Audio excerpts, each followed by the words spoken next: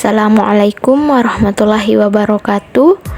Baik, pada video kali ini saya akan menjelaskan mengenai return on asset, sales growth, asset growth, cash flow, debit to asset atau disingkat dengan DTA, dan dividend payout ratio atau disingkat dengan DPR.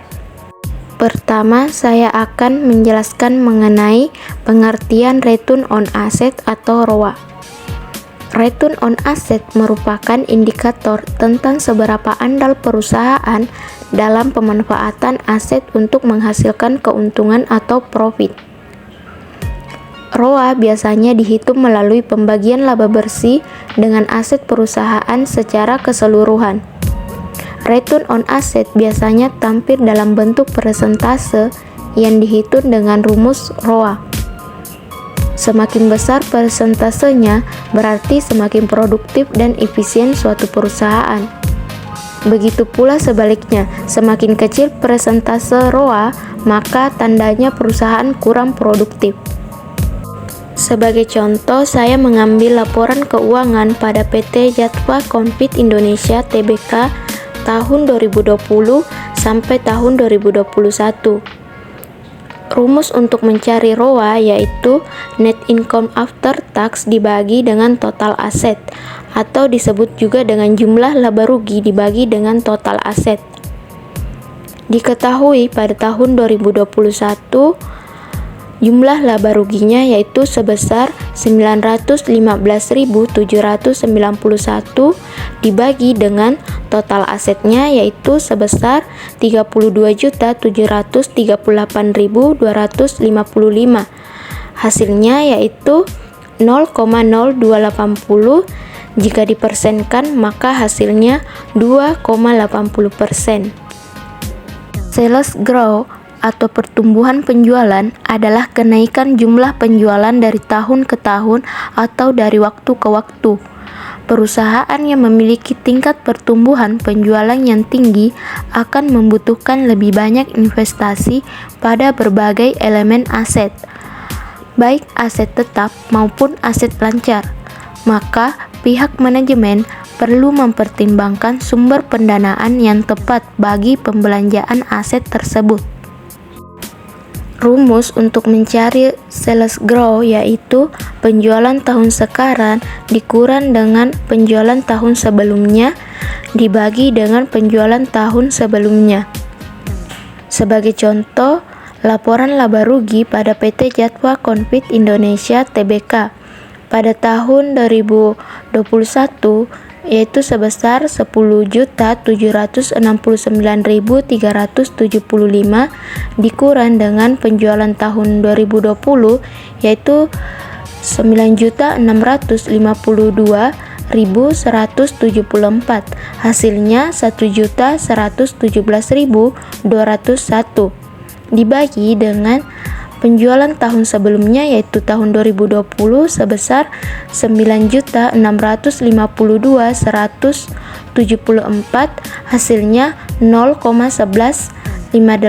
Jika dipersenkan maka hasilnya 11,58%. Selanjutnya yaitu asset growth atau biasa disebut dengan pertumbuhan aset, merupakan barang fisik yang dimiliki untuk memperlancar atau mempermudah produksi barang-barang lain dalam kegiatan normal perusahaan. Ukuran yang menyangkut aktiva atau aset, salah satunya ialah angka rasio penjualan atau total aset yang dinyatakan sebagai persentase. Aset merupakan aktiva yang digunakan untuk aktivitas operasional perusahaan. Semakin besar aset, diharapkan semakin besar hasil operasional yang dihasilkan oleh perusahaan. Peningkatan aset yang diikuti peningkatan hasil operasi akan semakin menambah kepercayaan pihak luar terhadap perusahaan. Rumus untuk mencari aset growth yaitu total aset sekarang dikurang dengan total aset sebelumnya dibagi dengan total aset sebelumnya. Sebagai contoh, pada tahun 2021 Total asetnya sebesar 32.738.255 dikurang dengan total aset sebelumnya sebesar 25.951.760. Hasilnya yaitu 6.789.495 dibagi dengan total aset sebelumnya pada tahun 2020 sebesar 25.951.760. Maka totalnya yaitu 0,2615. Jika dipersenkan, maka hasilnya 26,15%. Yang dimaksud dengan cash flow atau biasa disebut dengan arus kas adalah ringkasan aliran kas untuk suatu periode tertentu. Laporan ini kadang disebut laporan sumber dan penggunaannya operasi perusahaan, investasi dan aliran kas pembiayaan, serta menunjukkan perubahan kas dan surat berharga selama periode tersebut. Jika cash flow meningkat, maka hal ini menunjukkan kemampuan perusahaan dalam membayar dividen juga semakin meningkat, sehingga meningkatkan kepercayaan para investor terhadap kinerja perusahaan. Dengan demikian, meningkatnya cash flow juga akan meningkatkan harapan dividen yang akan diterima oleh investor, sehingga terdapat kemungkinan cash flow berpengaruh positif terhadap pendapatan dividen. Rumus untuk mencari cash flow yaitu arus kas bersih dari aktivitas operasi disingkat dengan AKO ditambah dengan arus kas bersih dari aktivitas investasi disingkat dengan AKI ditambah dengan arus kas bersih dari aktivitas pendanaan disingkat dengan AKP. Sebagai contoh perhitungan yaitu dilihat pada laporan arus kas PT Jatva Konfit Indonesia Tbk tahun 2020. Diketahui nilai AKO-nya sebesar 467.645 dan nilai AKI-nya sebesar 236.720 dan nilai AKP-nya yaitu 4.342.387. Maka AKO ditambah dengan AKI ditambah dengan nilai AKP, maka hasilnya 5.046.752. Selanjutnya kita masuk pada materi debit to asset atau disingkat dengan DTA atau biasa juga disebut dengan rasio utang terhadap aset. DTA adalah rasio leverage untuk mengukur sejauh mana perusahaan tergantung pada utang untuk membiayai asetnya. Kita menghitungnya dengan membagi total utang terhadap total aset. Debit to asset yang baik bervariasi antar bisnis. Beberapa menganggap rasio di bawah 40% dianggap ideal, sedangkan rasio di atas 60% dianggap lebih berisiko. Untuk mencari nilai DTA, yaitu rumusnya total debit dibagi dengan total aset. Diketahui pada tahun 2021 total debitnya sebesar 20.381.353 dibagi dengan total asetnya sebesar 32.738.255. Hasilnya 0,6225. Jika dipersenkan yaitu hasilnya 62,25%.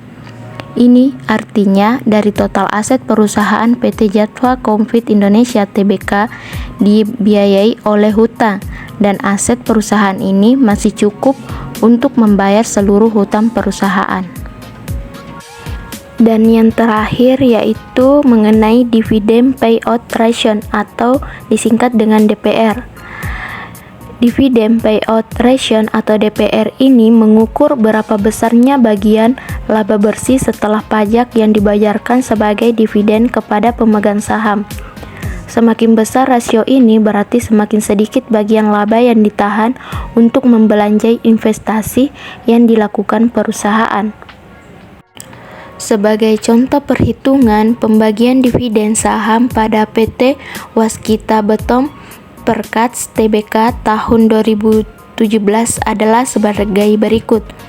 Diketahui net profitnya atau laba bersihnya sebesar 635.271.036.798 dan diketahui juga dividen yang dibagikan sebesar 317.409.762.446 dan diketahui juga jumlah lembaran sahamnya sebanyak 26.361.157.534 lembar. Nah, sebelum menghitung nilai DPR, terlebih dahulu kita menghitung nilai DPS atau dividen per share, yaitu rumusnya DPS sama dengan dividen dibagi dengan lembaran saham, maka totalnya yaitu sebesar 12,04. Sedangkan untuk mencari EPS, earning per share, yaitu EPS sama dengan net profit dibagi lembaran saham, totalnya yaitu 24,1. Nah, sekarang kita mencari nilai DPR. Rumusnya yaitu DPS dibagi dengan EPS. Maka hasilnya yaitu 0,4996. Jika dipersenkan, hasilnya yaitu 49,96%. Sekian dari video saya, semoga bermanfaat bagi teman-teman. Wassalamualaikum warahmatullahi wabarakatuh.